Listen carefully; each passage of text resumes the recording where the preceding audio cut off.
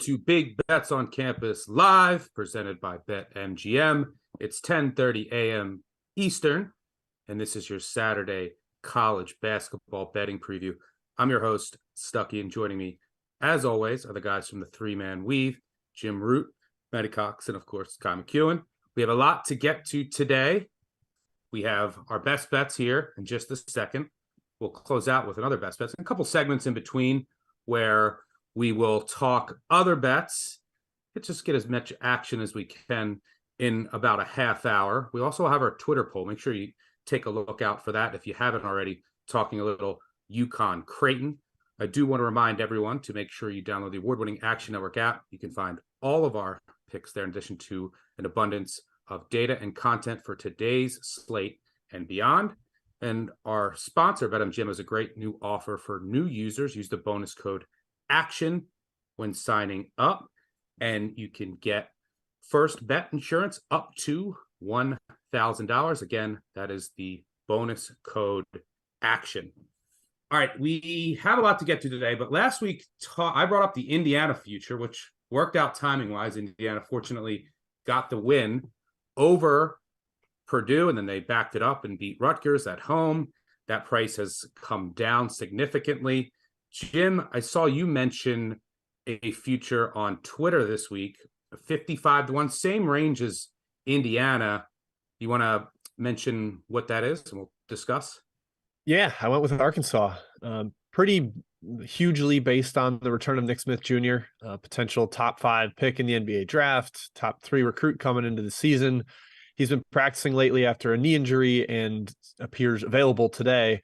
So it's kind of like what you were talking about last week with timing, where I think if he comes back, plays well, they beat Mississippi State, people are suddenly going to warm up big time to this Arkansas team. They're pretty highly rated in predictive metrics. Their seeds just lagging behind a little bit. But if Smith's back in there, I think they're actually worth a wager, despite some of the concerns that I'm sure you will express. Yeah, I mean, they can't shoot. And they've started out slow in conference play the past years. They've made runs to the Elite Eight and lost to very good teams. And they haven't been a great shooting team in the past. Now, the one thing I will give them credit for is this year they're actually limiting opposing three-pointers at a much greater clip than they have in years past. So, it's less of a chance that they're going to run into their twos, right? They got to get to the rim versus a team who's hot in a half-court game from three, because they're not making threes, but they're also not allowing opponents to attempt and or make threes. But the thing I just am concerned about is, look, the scouts get a lot tougher, especially as you advance to the tournament, and they just can't shoot. It's not like Nick Smith is, and he's amazing. He's going to raise the ceiling for sure, but he's not like a sharpshooter from three. And they're in like 7th or 8th percentile nationally against zones. So are they just going to get zoned out of the tournament? It's like that would be my concern. Just, they're going to have a 2 for 16 day. And look, if you go back the past couple of years, they've made runs to the Elite Eight, but they've been close. I mean, like that what was that New Mexico State game? It was 30-30, RIP New Mexico State, 30-30 with like 8 minutes to go in the game. Are you consider, is that would be the main concern, is just if they run into a zone? Yeah, pretty much. They played 2 compact defenses early in the year against Bradley and Oklahoma, and actually were able to beat them pretty soundly with Smith in the lineup. So I maybe he stretches things out a little bit, and they're playing a lot bigger. So hopefully the offensive glass is an option for them. They're playing a lot of 2 big stuff. So that would be the remedy to it. But it's definitely a concern because I watched them against LSU earlier this year, and they're just hopeless if teams force them to bomb away. Yep. Yeah, I think that this is probably the right time, similar to Indiana. And yeah, Smith, a potential lottery pick, adding him to the mix is obviously going to raise their ceiling. So if you want to join Jim, make sure you shop around, see if you can find, I think there's 55-1 out there. All right, let's get into our best bets. Let's take a look at the leaderboard real quick. I went undefeated on the show. So I think at 5-0 overall, 2-0 in best bets. You guys combined to go an offer. It's okay. It's one Saturday, but I had to bring out the shirt. Someone sent me the three-man weave logo with an X through it until we get at least one winner from you guys. Matt Cox, as always, our reliable leadoff hitter. What do you got? Yeah, I came out swinging with a 10x whale play, only to lose the opener last week. So I'm going to try and stay a little humble this week. I'm going to explore with LaSalle taking a team that's red hot versus a team that is ice cold, kind of a very simple current form versus anti-current form here. Market sniffed out a little bit of value here. It opened, I think, 3, and now it's up to -4. On one side, I think you have a team in the Explorers who people have just kind of written off for dead because of Fran Dunphy, older coach who people don't really take seriously. Look at their last 3 games, though. 3 straight wins, 2 straight impressive covers on the road at St. Joe's, who was really hot coming into that game. And then going into St. Bonnie's, winning by 6, a place that almost no one's won this season. You look at what Dunphy's done. He's basically taken his best scorer, shot maker, Josh Nickelberry, moved him into a super sub role off the bench. He's been terrific in that spot. I think they're kind of finding their groove. And on the other side, I hear Frank Martin saying we're trying to reinvent ourselves mid-season. Just, alarm bells ringing there as well. I think this team is a house of cards with the injuries they've had. Not all Martin's fault, but in this spot, I'm just taking the team that's trending up versus team that's trending down at a pretty good price here, -4. Yeah, UMass is an absolute corpse of late. A team I want absolutely no part of until I see some more life, as you mentioned. Kai, what do you got? I'm going to the Colonial with Stony Brook up to +2 actually now. Tyler Stevenson Moore is back. He's their best player. He missed 3 games, and they were playing pretty well with him in the lineup. He missed the last 3. They went back down to earth. I think the reason they've lost his last couple games is because he's been out of the lineup. He came back off the bench against Monmouth. They didn't win that game, but played 34 minutes, looked sharp, encouraging for this game. In the first game against NC A&T, they lost by 2 on the road. They led by as many as 10 in that game. They know they can play with this team. They have some revenge on their mind. And North Carolina A&T has also struggled as of late. They dropped 23 spots in KenPom. They're not exactly a team I fear, especially on the road. All right, well, we started the show with LaSalle, UMass, and Stony Brook, NC A&T. Not the most exciting games on the board. Jim, you have something a little more marquee. What do you got? Yeah, mainstream here. Baylor, -1 on the road at TCU.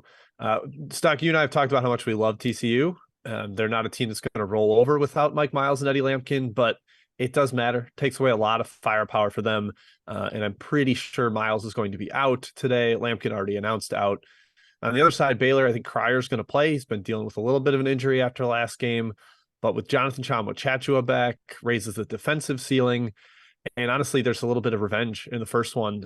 Baylor was up big in that game, and then TCU came all the way back with some kind of outlier shot making. Not really the normal for the Horned Frogs.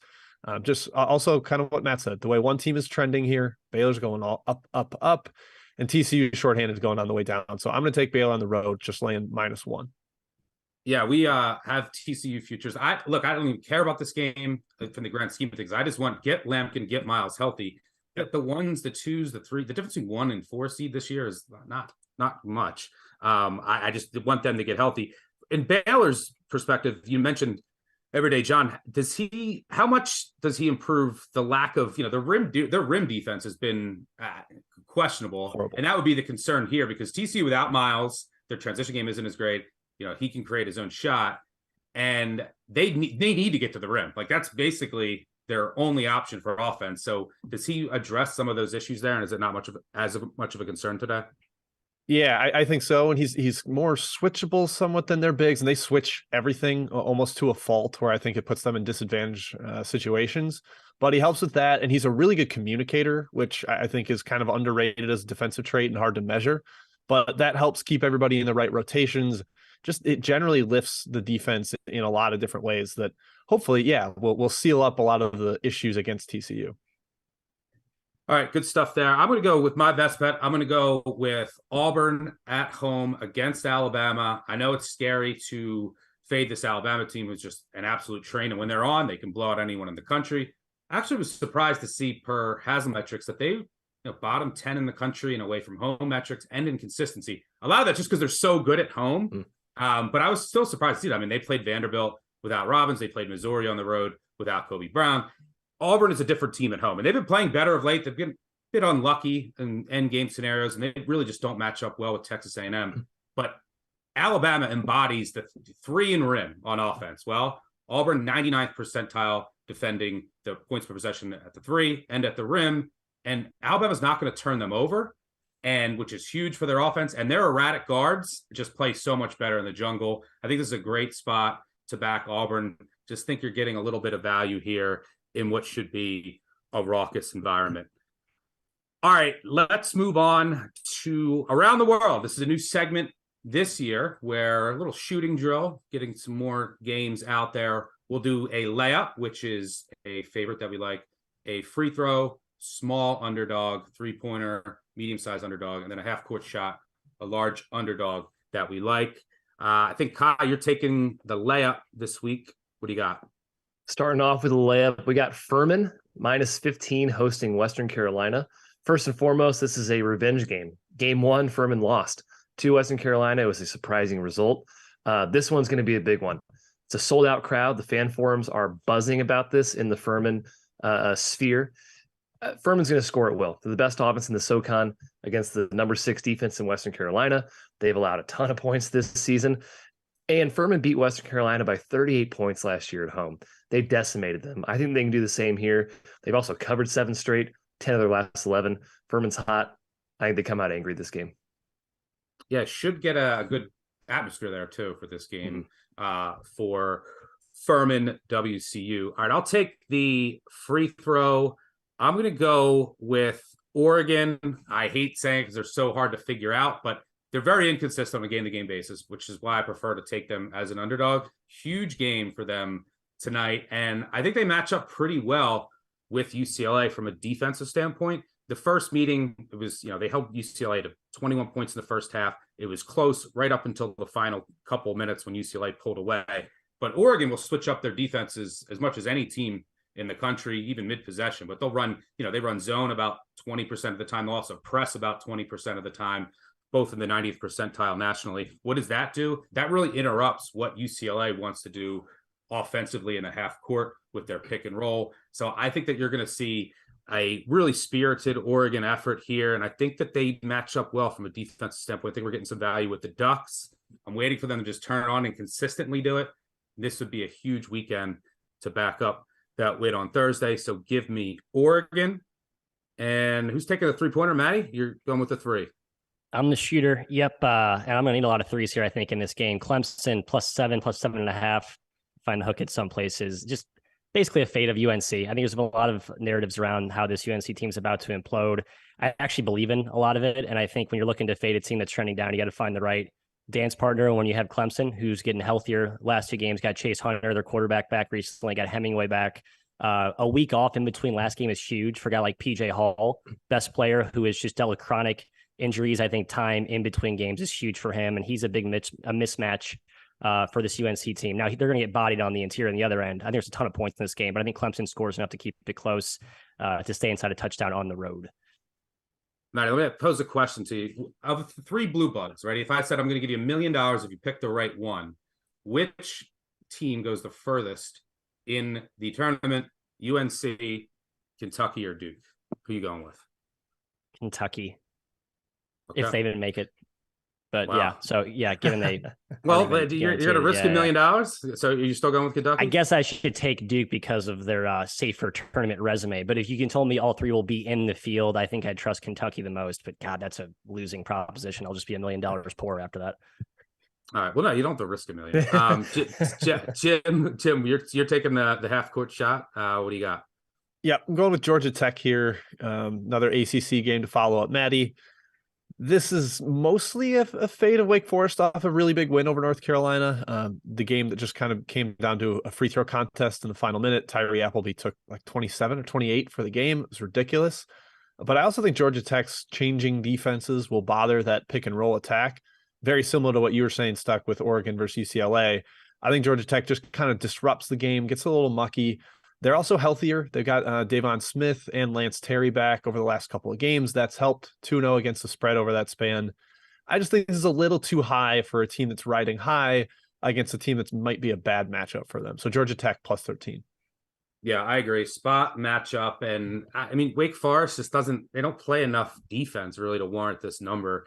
Georgia Tech should find some easy buckets. And I agree with their, kind of odd zone, which will really muck up the game and kind of take Wake Forest out of some of the things that they want to do from an offensive standpoint. All right, good stuff there around the world. Let's move to our next segment, and that's we're all going to spot up. Favorite spot of the day. Maddie, turning the order over back to the leadoff hitter. What do you got? Looking to fade Southern Miss off of maybe the biggest game they've had in program history, dating back to at least a decade. Had a sold out crowd or close to it against Louisiana last game. Got a huge win. They are kind of trending toward fringe at large territory, although they're kind of a long shot at this point. I think they come out a little bit fat and happy today against Louisiana Monroe, who I'm taking plus 12, who's shown to be really competitive in some big games this season. They only have a 7-man rotation, but I think that depth won't be exploited by Southern Miss given the spot. So I think this team can keep it close. This first matchup played to 61 possessions, should be a grinded out, low scoring affair. Will favor the dog. So I think Southern Miss wins, but wins in ugly fashion. I think 12 is a big number to climb given the spot. Yeah, I'm on this too. I wish it was getting a little bit more, but it's a great spot. I think Southern Miss will come out a little flat here, and I like taking ULM as a big dog. They're a weird team, hard team to figure out, but it's a team, one at Marshall, I think, a double overtime. Right. Mm-hmm. I think that they can stay within this number, so I agree. Kai, what do you got for your spot up? I'm going Michigan, hosting Indiana. Michigan -2.5, -2 in some places. Indiana's off those two massive home wins. They beat Purdue, they beat Rutgers, and Michigan needs a quality win to stay in the bubble picture. They're mostly in the first 4 out or outside of it right now by most bracketologists' opinion. And they've also covered 3 straight games. Michigan's playing their best ball of the season right now. This is a great chance for them to knock off Indiana at home. A trivia question for you, Kai. Who is the most profitable team at home in conference play over the past 20 years? Is it Michigan? Yes, I asked this question last week to South Dakota State. They lost, yes, and then they fell out. They fell out of first place. It's now Michigan, who's 99-68-2 against the spread, I think, in conference play at home. I think they have one of the most underrated home courts. And Indiana off those 2 huge wins. I mentioned that metric away from home metric. There's a lot of noise in that on Haslam metrics. Shout out to Haslam. But they're 362nd, Indiana. You know, it's 363rd away from home metric, which looks at the difference in home and road performance. Not surprising, but it's Rutgers. Who obviously they get to play. They're a different team at the rack. Jim, where are you going for your spot? I'm going with Santa Clara -4.5. This is against Loyola Marymount, who just beat St. Mary's in overtime. Now 48 hours later, they got to go up to the Bay Area, and LMU has the rematch with Gonzaga on deck next week too. So kind of a weird little mishmash between the 2 favorites of the league. And Santa Clara is really solid. That's a team that can score. Brandon Pajimski's been fantastic. Definitely a first-team all-conference guy in that league. I think he's on some of the NBA draft boards at this stage. So I just think with LMU and that weird schedule turnaround, Santa Clara doesn't have to travel. It's their 2nd straight home game. I like that one for the Broncos at home. Yeah, I mean, what is Cam Shelton, who put on an unbelievable performance in that game? He didn't score in the first half and then dropped 30+ after halftime. I think he played 44 minutes in that game. I got to question where his legs are going to be, and definitely a flat spot here with the Gonzaga game on deck. My favorite spot of the day, I'm going to go with an ugly one.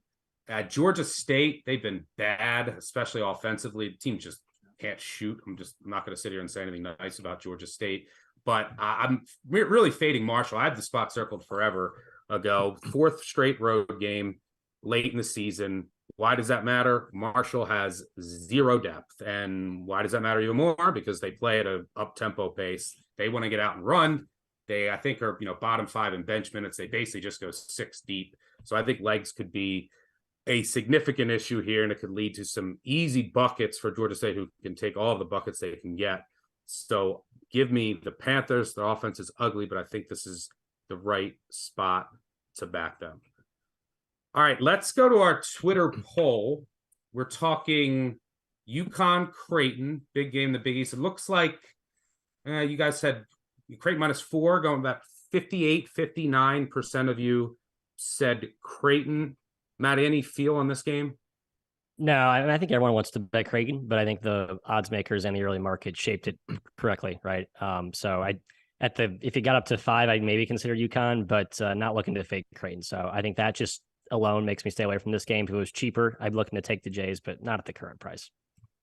Yeah, this is a game. I mean, the college basketball betting market gets more and more efficient each passing day. This is a game where you might have gotten 2 up until this morning, a couple of years ago. maybe a pick 15 years ago. Kai, what are you seeing here? Yeah, Ken Pom made this game 1, right? And Markets immediately took it to Creighton 4. I wanted to back Creighton. The spot's great for them, in my opinion. They've been playing great basketball. But at +4, I'm leaning towards UConn. That game against Marquette, that was the team I saw in Portland. That's the best team in the country version of UConn. So I'm staying away at 4. Yeah, I mean, if you go back, the thing with Creighton, if you filter, you can on Torvik, you can do this on a number of different sites, but if you filter for when Kalkbrenner, who obviously is super important for Creighton, came back, I think Creighton overall efficiency is the second or third best team in the country over that span. I think since like December 22nd-ish. Jim, what do you see here? Yeah, I'm kind of with the market where I was like, all right, Creighton, this is going to be a great spot for them. Oh, it's 4.5. That's less exciting. I still don't think I'd back UConn. I'm not really buying them after that Marquette game. I thought it was a cascade of threes that went in early that kind of set the tone and just really transformed that game. Plus the half quarter at halftime that was a big momentum killer for Marquette trying to get back in the game. So sitting out on the side, but I do like the under. I think there's going to be some inefficiency. The first game was 61-53, had 59 possessions in the first 59 minutes. And there's a bunch of fouling in the last minute and took it up. But that's way under what this total is, around 142.5. And 4 straight games between McDermott and Hurley have gone under. So I think there might be something to that where they kind of force each other to play in the half court. Well, Jim, you mentioned the Marquette loss, and then we saw Xavier go down to Butler last night. UConn's kind of been up and down, but let's take the futures pricing out of it. Who are you ultimately, as of right now, who are you buying the most in the Big East? I think Creighton's the best team at this stage, just the highest upside, and Kalkbrenner's, to me, the best player, just the best defensive piece, and they just build out around him. And if they hit shots, they're pretty much unstoppable. And that's kind of my fear in the under today, is you get this home, really hype environment, ton of shot making out of Creighton. We'll see if that plays out. Yeah. All right, good stuff there, and good luck with your wagering. I mean, I guess, my thoughts, Creighton has been awesome since Kalkbrenner's came back. A top 5 team, no matter how you crack it. And this is sort of like how I said with St. Mary's last week. Like, I didn't want to lay 4, even though I like the spot and some of the matchups. So wait for it live. So I think that's the same case here. If you can find Creighton at a pick live, right? So if they go down early, I think that's the move here. So yeah, I think that this is a really sharp line of where it currently stands. All right, good stuff there in the Big East. We do have one final order of business today, and that's at the Horn. Our one final best bet, one final time through the lineup. Maddie, what do you got? Taking Utah, battle of the Mountain Men. I know they had some injury issues, but I think this Colorado team is on the verge of imploding. I think they've been a smoke and mirrors house of cards team for most of the season. So I'm taking my Utes, my guy Craig Smith, lane 4. Okay. I'm going Auburn, Alabama over. It's been slammed, but it's usually a track meet when these two teams play. In the 6 games, Nate Oates has been coach at Alabama 5 times. This game has gone over 80 possessions. They're going to fly. Jim, I think you like that one too, and you have another total here. Yeah, I really like that one. Just look at last year, 80 and 81 possessions for Auburn, Alabama, those 2 games. I think we see something similar. Both of them want to run. Mine is Kansas State, Texas Tech over 145. Texas Tech really trending this way with their smaller lineups, not starting Bacho, playing a lot more guards. And Isaac's out of the lineup is weirdly helpful for the over. Not a great, or at least a decent defender, and turns the ball over a lot. They're just more efficient, even without his shooting. So I like the over there. I think Kansas State dictates the pace. I'm going to go with Boomer Sooner. Give me Oklahoma catching 3.5 at home. Pretty much a game I think they just need. But other than that, I think that there's some matchup advantages here, and I think that they'll be able to control the tempo, which will keep Kansas out of transition. In that first game, I think they were up 7 with 5 to go. I think Kansas in Lawrence, ended the game on like a 15-1 run over the final 4 minutes. Oklahoma has had some bad end game luck, but I've liked some of the things that I've seen rotation wise. They're a little deeper now, getting a little more athletic where they can match up with Kansas. Some of their cutting action, I think, can have success against Kansas here. I think this number is just a bit too high for Kansas team. It sometimes looks great, and then sometimes you say, wait, So very inconsistent. I do have concerns about their depth overall. So give me Oklahoma at home here, and hopefully we get a similar performance to the Alabama game from a few Saturdays ago. All right, let's recap our bets. Maddie going with, this is I think you win. Murderers you Row, win baby. LaSalle, UL Monroe, Utah, and Clemson. Kai's going with Stony Brook, Furman, Michigan, and the Alabama over. Jim's going with Baylor, Santa Clara, Georgia Tech, and the Kansas State over. I'm going with Georgia State, Auburn, Oregon, and Oklahoma. So yeah, Matt, you win the award. I love winning that award of the ugliest group of bets for the day.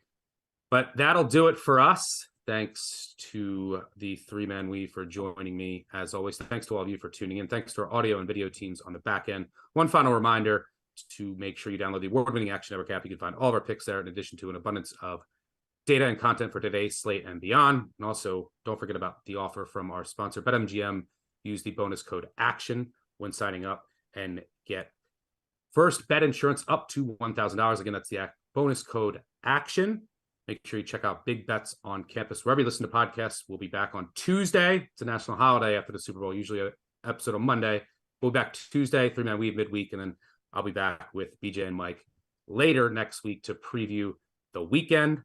That'll do it for us. We'll see you same time next week, 10:30 a.m. Eastern on Big Bets on Campus Live. Good luck on all of your wagers today, and enjoy the games.